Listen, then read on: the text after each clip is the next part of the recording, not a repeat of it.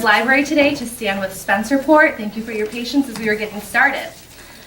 On April 16, 2014, more than 60 Cosgrove Middle School teachers sent a letter and petition protesting the secrecy, quality, and purpose of the New York State grades 3 through 8 ELA and math exams we had just administered to our leaders in Albany and the local media. We asserted our opinion that the ELA exams we had just administered were filled with developmentally inappropriate passages, that questions seemed to have multiple correct answers, and that the tasks themselves could not be completed within the time constraints allowed. We also went so far as to say that many aspects of the exams seemed purposefully confusing and deceptive, and that they did not appear aligned to the Common Core standards they proclaimed to assess. Most importantly, we were dismayed by a new confidentiality agreement we were required to sign during scoring, prohibiting us from legally discussing the exams with anyone, not our administrators, not our fellow teachers, not parents, and not the students in our classrooms. In the last 2 months, over 5,500 parents, grandparents, teachers, principals, students, concerned citizens, and taxpayers across New York State have voiced their agreement with this message by signing our petition at standwithspencerport.wordpress.com. If you go to our website, you will find comments like these. The gag order forced on teachers who are correcting the tests is completely at odds with the best practice of using data to inform instruction. Why is this even a debate? Let everyone see the assessments. The illogic of not releasing them is stunning. Why are Cuomo, King, and the for-profit test companies afraid of transparency? What are they hiding? Only a matter of time and a change in leadership before the truth is revealed. And finally, education is based on the mantra that assessment drives instruction. Giving tests to 3rd through 8th grade students that do not provide any data to drive instruction is educational malpractice.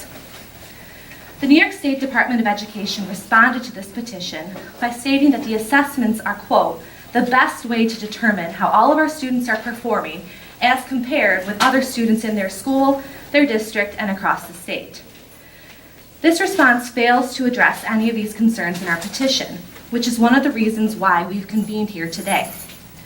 We have 2 main purposes for today's forum. First, we are sending the united message that the state education department's current testing practices are not acceptable, and we will continue to advocate for our students by demanding change and accountability from Albany.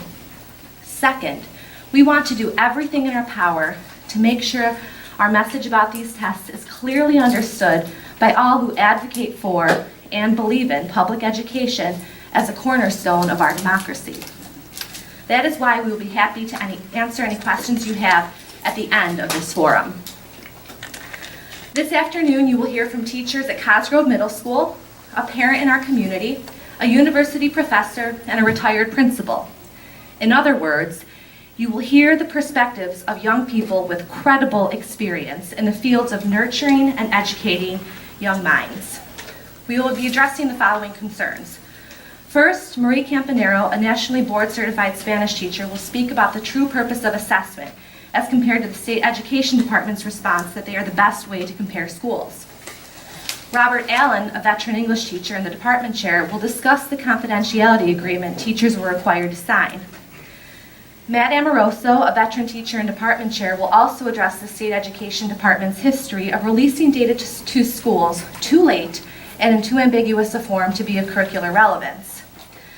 Then, as we were putting this together, we had a wonderful surprise yesterday where we found out that the president of the American Federation of Teachers, Randy Weingarten, was going to be in Rochester and that she would like to speak today.